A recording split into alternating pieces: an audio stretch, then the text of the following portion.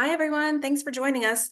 Today, we are going to talk about performance improvement plans, which should be part of every practice manager's to-do list. What is a performance plan, or a PIP is what we're going to call it?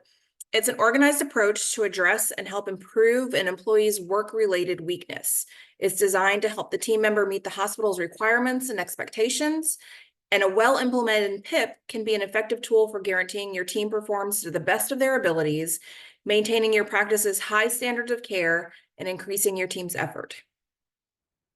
Why do we need PIPs? We want to improve employee performance, and PIPs help employees improve their skills and meet job expectations, leading to better overall performance of the practice.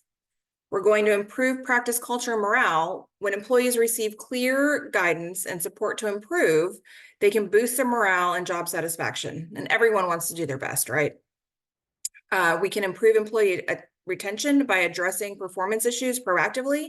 A PIP can help retain employees who might otherwise be terminated. We're maintaining the valuable skills and knowledge within the practice. We're going to increase accountability by establishing clear expectations and action plans for improvements that you can hold your team accountable for. So the purpose of a PIP is to define performance standards by clearly pinpointing specific performance issues or behaviors that need improvement. The employees then know what is required of them, which reduces ambiguity and setting clear benchmarks for accountability. You can use a PIP for everything from clinical skills or customer service improvement or teamwork or even punctuality. We're going to set specific goals and objectives. And by setting these measurable goals, a PIP guarantees employees understand the targets they need to hit. This clearly helps employees stay focused and accountable for their actions and their performance. These goals should be specific, measurable, attainable, relevant, and time-bound, also known as a SMART plan. Meaning you can't put a CSR on a Be Happier PIP, but you can start a PIP for enhanced customer service that includes action items and specific measurable goals. We're going to do regular check-ins, so scheduled meetings to review progress and hold employees accountable for their improvement. The regular check-ins provide opportunities for feedback and guidance adjustments. We can make certain that the employee is on the right track, make sure that they're headed in the right direction. We're going to offer resources and support to help the employees improve. We want our employees to be good at their job, right? And sometimes that includes additional training, mentoring, or adjusting their workload so that they can get up to speed. We're also going to document this process, maintaining detailed records of the PIP process, including the initial meeting, performance issues identified, the improvement plan, and all follow-up meetings with progress reports.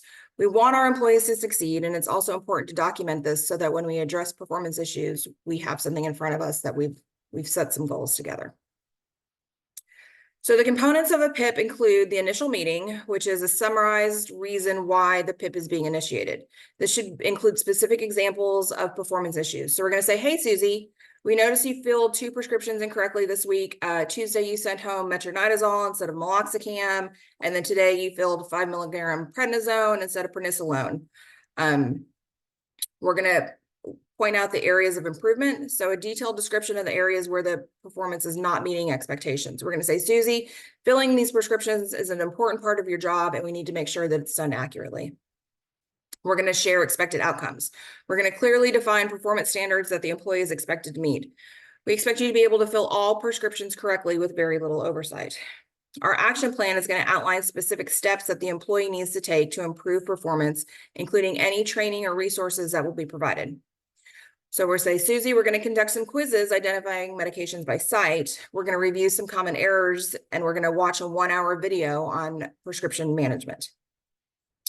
By offering resources such as additional training, mentorship, or tools, the PIP demonstrates that the practice is committed to your employees' success. The additional attention and support reinforce the employee's responsibility to utilize these resources and respond accordingly. We expect to conduct quizzes and training throughout the next 2 weeks. During that time, we're also going to require you to have the lead technician double check and sign off on any prescriptions that you fill. Having a timeline gives a clear timeline for achieving the performance of goals, including start and end dates and any key milestones. So we're going to say, we're going to monitor your progress and meet again Thursday, June 7th at 11 to see how you've been doing. And it's important to have consequences for non-improvement. You need to explain the potential consequences if the employee does not meet the improvement goals, which could range from anything from additional measures, more training, or even termination if they just can't get the hang of things. Susie, if you're unable to fill prescriptions to our standards, we need to consider more rigorous training. If that doesn't work for you, we might need to drop you down to an assistant status, so that you won't be responsible for filling prescriptions. Here's an example of a PIP that I used at my practice. I recommend make it your own, keep it short and sweet. I would hope that you can stay to one page. This isn't some point where you need to ramble on and on about what they've done wrong. This is just, we're gonna just stick to the facts. We're gonna bullet point our answers, and really just have it be simple. So implementing a PIP, I think consistency is key. So it shouldn't matter if it's your best employee or your weakest link, a kennel worker or an associate DVM, they all should be addressed the same. We're going to have that initial meeting, conduct a private meeting with the employee to discuss the performance issues and present the PIP. We're going to ensure that the discussion is focused on improvement rather than on punishment. We're not singling out these people. We're not saying they're bad at their job. We're not saying they don't care. We're just saying like this area needs to be worked on. Ongoing support to provide the necessary resources as outlined in the PIP. This might involve regular check-ins, providing opportunities, like if they're not good at reading slides and we never let them read slides, then they can never improve on reading slides. So we might also need to adjust their workload if they need to study or do that hour-long CE that we talked about. We have to give them the opportunity and the time to do that. So regular check-ins are going to help that ensure that you're monitoring the employee's progress. We're going to provide feedback on a regular basis, and we're going to make adjustments as necessary. If we are a week into a 2-week PIP and nothing's working, like then we know that we're not going to be resolved at the end of 2 weeks. So either we go back to the drawing board, we make a longer timeline, we say this isn't working out, we've ended it sooner. We need to figure out what's going on, and that happens with regular check-ins. But it's hard, so it's vital that we do this, that we keep on top of it. But I think it's up to the manager, the doctor, whoever is taking the lead on this PIP to be in charge of the schedule. You need to stick to your timeline, set up official days and times and stick to it. And then that final review is at the end of the PIP. At the end of the period, we're going to conduct a final review meeting to discuss whether the employee has met the goals as discussed. Based on this review, then we're going to decide if the employee has successfully completed the PIP or if they need further support, or if we need to take further actions. How does a PIP help? I think that the shared responsibility equals a mutual commitment to the practice. So a PIP is a mutual agreement between your employee and your practice. Both parties commit to certain actions. Management provides support and feedback while the employee commits to making specific improvements. So this shared responsibility strengthens the overall accountability. And I think that teams are just desperate for accountability, right? Because your hardest worker always works and your slacker always slacks. And so you've got to show that like you're really holding people accountable for their job responsibilities. Open dialogue equals enhanced communication. So the PIP process encourages open communication between your employees and the management. It's an ongoing dialogue. It helps address the issues prominently and promptly and fosters a culture of accountability. Again, I think that's so important. It engages your employees to feel responsible for discussing and addressing performance concerns. So we don't want to be the practice that just sweeps things under the rug. We don't want to be the practice that just avoids the squeaky wheel. Like we want to address it head on, and we all want to do better together. So an objective assessment equals transparency and fairness. The nature of a PIP ensures performance assessment is based on clear, objective criteria rather than subjective opinions. This fairness enhances accountability by guaranteeing employees are judged based on measurable performance metrics. This isn't a mean girl situation. We're not going to say like, oh man, Susie just, rubs me the wrong way. Well, that's not good enough to put her on a PIP or say that her job's in danger. Like we need to have measurable things that we're trying to work on. I think that personal investment equals motivation and ownership. So by actively participating in a PIP, employees are more likely to take ownership of their growth. This personal investment drives them to be more accountable for their performance and their progress. I think a more invested staff is is just always going to be a better working team. So consequences for not living up to the PIP. A PIP clearly outlines the potential consequences of not meeting. You address this at the beginning, like this is what's going to happen if we don't meet these goals. It can range from, again, additional support to termination.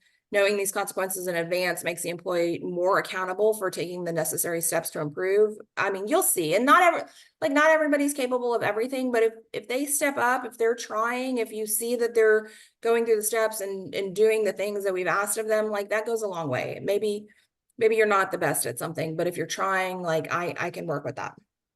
So reassignment or demotion, in some cases, they just need to be in a different area or a different role. We've moved, some kennel workers went up to technician and couldn't hack it, so you move them back down, or you're somebody who's cranky up front shouldn't probably be a receptionist. So we just want to best match the employee's skills with their job description.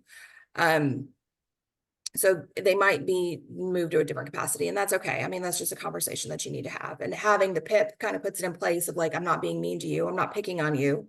We talked about it. You're not meeting these requirements, so we need to switch your job role.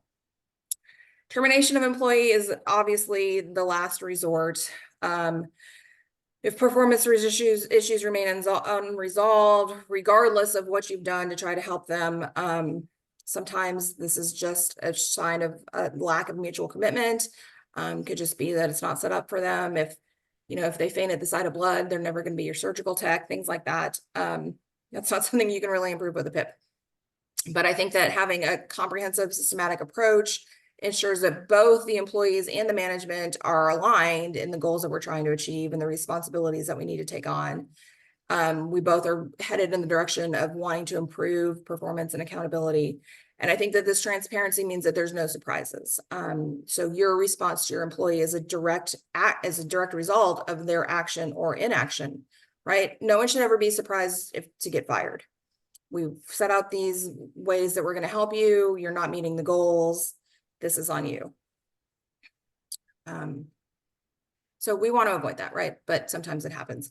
And I think that also having these performance improvement plans goes a long way for documentation. If you do end up terminating someone for lack of skills or lack of drive or whatever it is, you show that you've addressed it, XYZ, you show that you've tried to improve it with these 5 things, you show that the employee was not meeting their end of the bargain.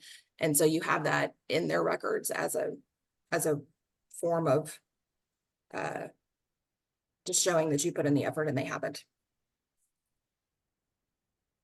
Okay. So, we want to, again, continuous improvements better than delayed perfection. Like not everybody's perfect. Not everybody's going to have the same skill sets.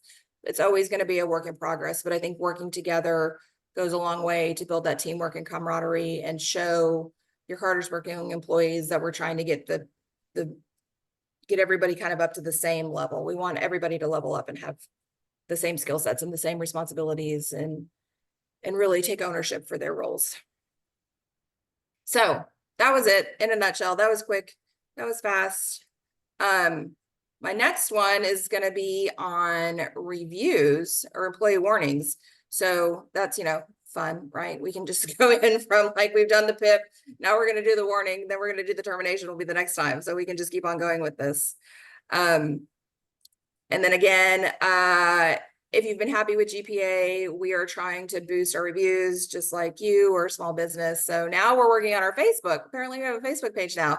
So if you have been happy with us and would like to leave a review, here's our link to our Facebook page. And